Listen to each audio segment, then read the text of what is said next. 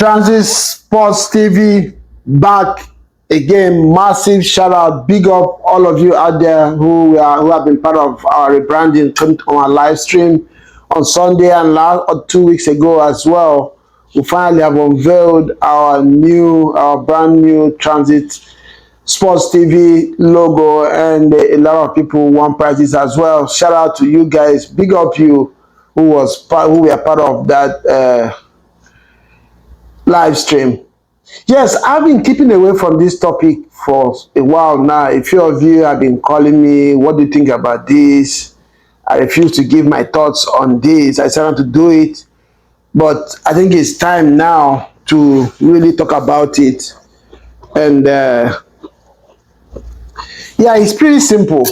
First of all, before we start, don't forget to like and share, subscribe if you have not done so. Some of you don't know why it's difficult for you to like and share our videos. You watch it, you see me on the street, you challenge me about what I say, but just go to the comment section and put it there so other people as well, the community can talk about it. Put your view in the comment section, like and share. They don't pay money for this now. My people for Lagos, they don't pay money for liking and sharing video now or commenting on the comment section. Yeah, it's getting better, but there are so many people that watch these videos and still they don't put their thoughts on the comment section. This transfer window so far, Liverpool has done a madness. City moved madly. Starting from January, they've signed like 6 players. Liverpool, Gyokeres is going to come in. In fact, last week they moved in for Isaac as well, which didn't fall through. Chelsea is looking good after winning the Club World Cup as well. So it's looking like it's going to be a tasty EPL for us next season, and rightly so. But this topic, is always Arsenal. They find a way to be in the news all the time, for good and for bad. As frustrating as it has been for Arsenal fans, it's what for me now. Giving my thoughts. Gyokeres, Arsenal finally. Fabrizio broke the news this morning. David Austin, Ben Jacobs, all the renowned pundits and journalists out there in England broke the news this morning. That has been a breakthrough finally. Though the contract has not been signed, but there's 99.9% guarantee that Gyokeres is going to be an Arsenal player and probably will be in Singapore, in Asia this weekend with Arsenal. And it sparked another dimension of reactions, both from Arsenal fans, from rival fans, and from pundits, as usual. Once any news breaks on Arsenal, you're going to get reaction from it. It's been a madness on social media all day today. And I decided to spend a few minutes with you guys to, lend my thoughts to this.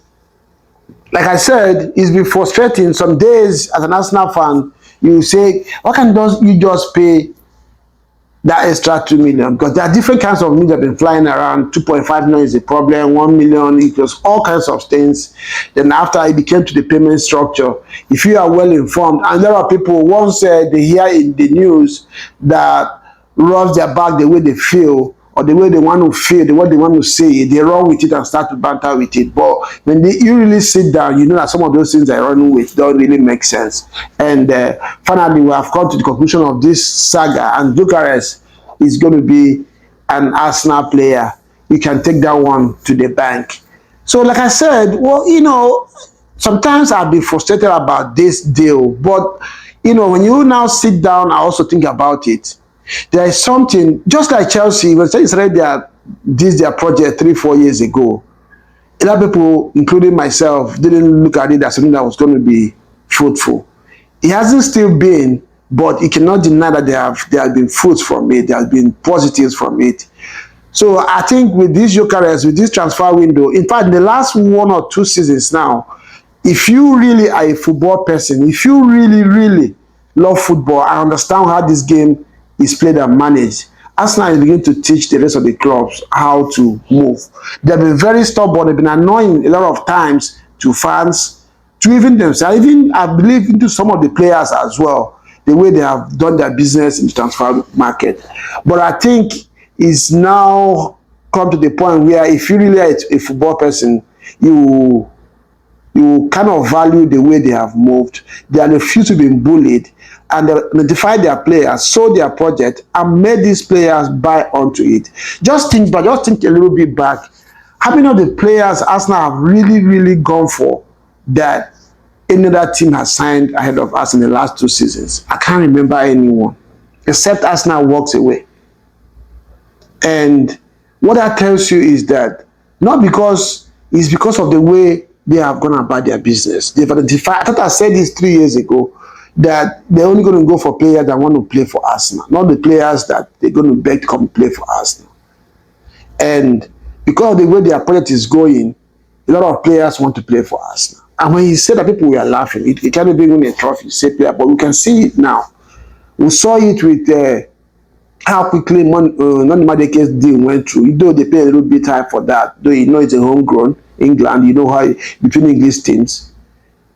We saw it with a few other players that they have signed, Calafiori and the rest of them. The young defender they signed from Valencia, the same thing. They were interest from other players. Zubimendi came in, and now we know that a lot of big teams were for Zubimendi, and he said it was Arsenal he wanted. You know the same thing. Now Gyokeres told the last 3 days we've heard or seen a lot of news. United tried to hijack that deal. Gyokeres told Sporting, told everybody, told his agent, told Fabrizio, I want only Arsenal. And if you are frustrated with Arsenal, if you've been mad with Arsenal, tell me this, in real business world, in the real world, if you go into a negotiation and you hold all the cards, why will you panic? Why would you rush into a deal? Why will you pay more when you can pay less? Why would you pay more when you can pay less? This is what we fans need to understand. You can say it's just 2 million, it's just 5 million. That's a lot of money. You can pay a lot of players' salary for a few months and save you. Because of 5 million, you can even go past the PSL rules. So, like I said, this is what Arsenal is teaching other clubs, that you don't get bullied. Identify players that want to sign, that want to play for you. Go for them, make them a good offer, and they will come for you. Nobody will have, even if they hijack it, walk away, develop options. You know, when Better came in the beginning of the transfer, a lot of people were angry with Better. You remember I told you that the reason why Arsenal has not moved is because they're waiting for July 1st. That is when their new transfer financial year starts. So if they do any deal in June, it's going to affect their financial result for last year and probably take them away out of the PSL rules. That's why they were delaying those deals. Once July came, deals started to move on, and they have moved mad. Gyokeres for total of 63 million for me is a bargain. But and that leads me to the next point. Rival fans, hate pundits out there have now changed the narrative. Before now, it was once you get Gyokeres, you win. Once you get a striker, you win the league. Now Arsenal has gone, no, because nobody believed Arsenal would sign a striker, would spend that kind of money. Now they have signed a striker. The news now is he's not in this EPL proven. He didn't do well in EPL, or he hasn't done it in EPL, he did it in the lower league division. And people forget that all the players that City have signed in the last 6 months are only outside of EPL. Liverpool are bidding 82 million for Kitike. He has only done one season wonder, and nobody talking about it. All the players, a couple of players Liverpool signed as well, the same thing. Why is it when it comes to Arsenal, people lose their sense of reasoning and begin to talk from their anus? People mention Nunes. I also said Nunes is a flop, but you know that's banter. But when you want to really talk football, Nunes has not found it difficult in EPL, has not scored goal in EPL, not because defenders have stopped him from scoring. He has had so many chances to score. He just couldn't put it in the back of the net. Not because the league stopped him from scoring. He has hit the bar more than he has scored the goals, which means he got the opportunities, he just couldn't score. If Jackson can score 15 goals in a season and miss over 50, then what makes you feel, coming from Valencia, What makes you feel he wasn't even a prolific goal scorer in Valencia when he was in Valencia? What makes you feel that Gyokeres will come in an Arsenal team where whatever you want to say about Kai Havertz is not a striker?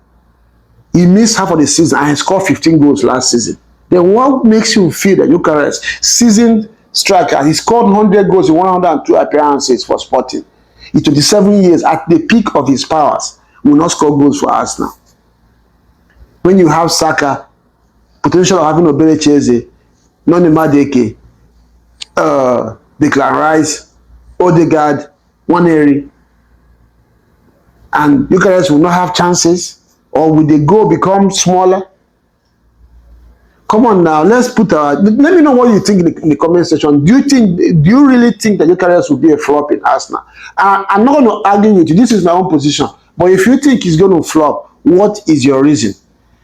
Let me know your reason in the comment section why Gyokeres is going to be a suspect in Arsenal. I really want to know your reason, because it's time we fans, sometimes when we want to banter, let's banter, but when it comes to football, let's talk football, like people who watch this game who understand it. Let me know what you think in the comment section. You know, Haaland came from Dortmund. Nobody said when he came that he was only in Germany, that he can't do it in APL, and he did it. The only reason why Haaland's goals went down, not because of defender, because Kevin De Bruyne dropped his powers and was in and out and was injured. Of course, Rodri, that was giving City that solidity in the midfield, was not available as well. So all this talk about EPL, not EPL, let's allow the player to flop first before we start to, run our mouth. Let me know what you think in the comment section, and I will see you again. And don't forget, this week Sunday live stream, we're going to start breaking down the squad for the top teams in England. This Sunday, live stream, live. There's going to be some very good prizes to be won. I'm going to be on this show with man like Ify live to analyze the Chelsea and Arsenal squad. And next week, we'll move on to Liverpool and Manchester City. And I'll see you again next time. Ciao.